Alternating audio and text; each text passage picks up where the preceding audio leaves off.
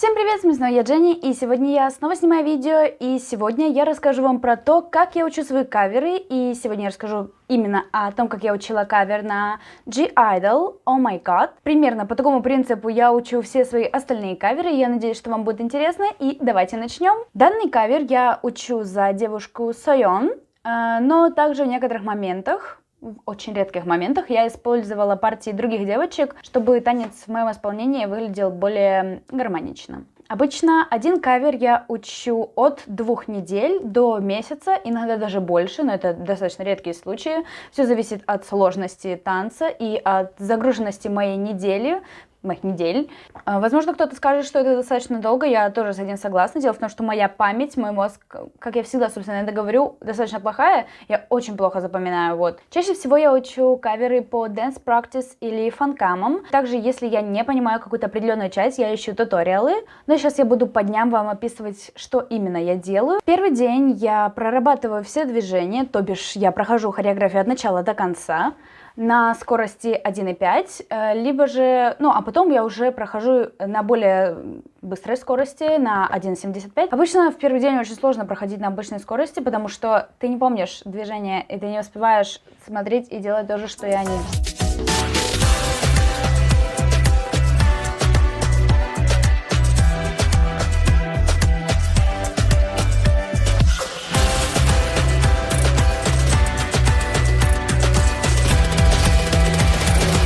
Второй день я еще более детально прорабатываю все детали и начинаю отрабатывать все уже на обычной скорости. Я все еще смотрю в экран, потому что не запоминаю я так быстро. На третий день я все еще практикуюсь перед монитором, но на четвертый день я уже начинаю тренироваться перед зеркалом. И когда я перехожу к зеркалу, обычно начинаются очень жесткие лажи, потому что я просто вижу, что это выглядит вообще ужасно. И я стараюсь на четвертый день как можно больше практиковаться перед зеркалом, чтобы когда я начну тренироваться перед камерой, я просто не чувствовала себя просто как слепая собака.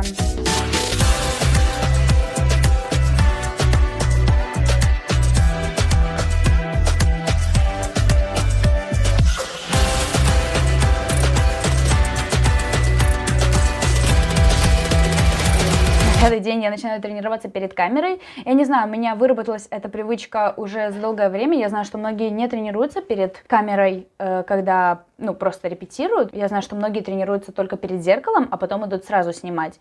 Я же тренируюсь всегда. Даже раньше, я помню, я почти не тренировалась перед зеркалом. Я сразу выходила в залу. Я иду в зал и тренируюсь там перед камерой.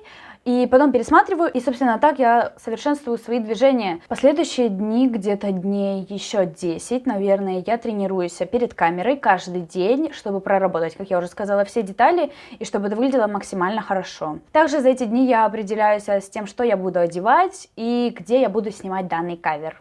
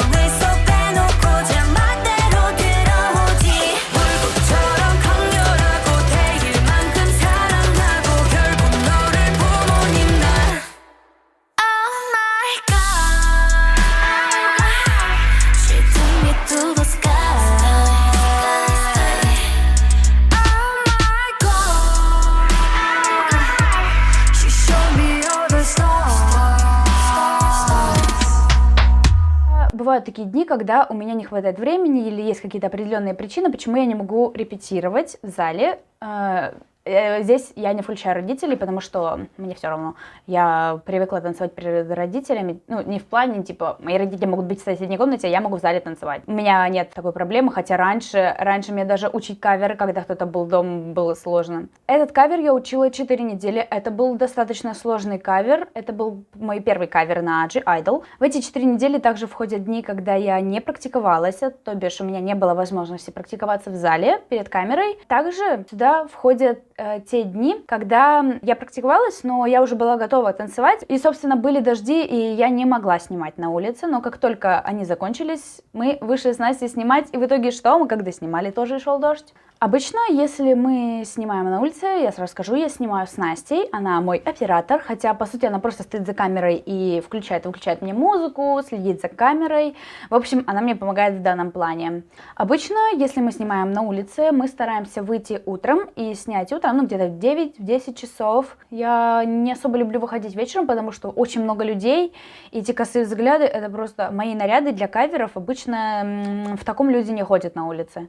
Но я хожу так для съемок каверов. В тот день передавали дождь, как и, собственно, каждый день. Дождь передавали на 5 часов, но мы вышли в 3:30, у нас было 1,5 часа. В итоге дождь начался в 5:30, причем это был ливень, и мы еле-еле успели все снять. Сразу скажу, что я живу далеко от парка, в котором мы часто снимаем, если снимаем на улице, потому что у нас в городе мало красивых мест. Я живу в маленьком городе, из-за чего у меня часто бывают проблемы с местами для съемок. И, в общем, из-за того, что парк далеко, нам еще нужно было минут 10 для того, чтобы дойти туда. В тот день я была одета вот так вот. И сверху я одела длинную джинсовку. Вот под таким прикрытием я буду идти до парка.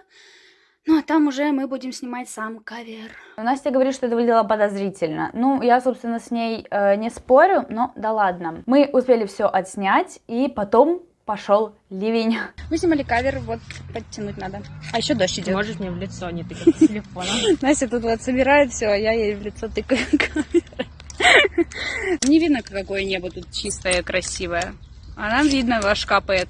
Мы застряли, ребята, мы застряли. Видите, дождик. Вам, наверное, не сильно видно, а еще это выглядит как снег. Но это дождь. В общем, капает. Мы тут застряли, мы сидим на лавочке, тут сухо, чисто. Первые 3 попытки мы снимаем полностью, от начала до конца весь кавер, а потом мы уже берем каждую определенную часть и снимаем ее по несколько раз, чтобы у меня был выбор во время монтажа, что использовать. И, в общем, по такому принципу я записываю все партии, и потом просто при монтаже все это склеиваю. Ну и осталось самое легкое. Я прихожу домой, монтирую, хотя это не всегда самое легкое, но по сравнению с изучением это достаточно просто. Я монтирую видео, делаю картинку и, собственно, готово.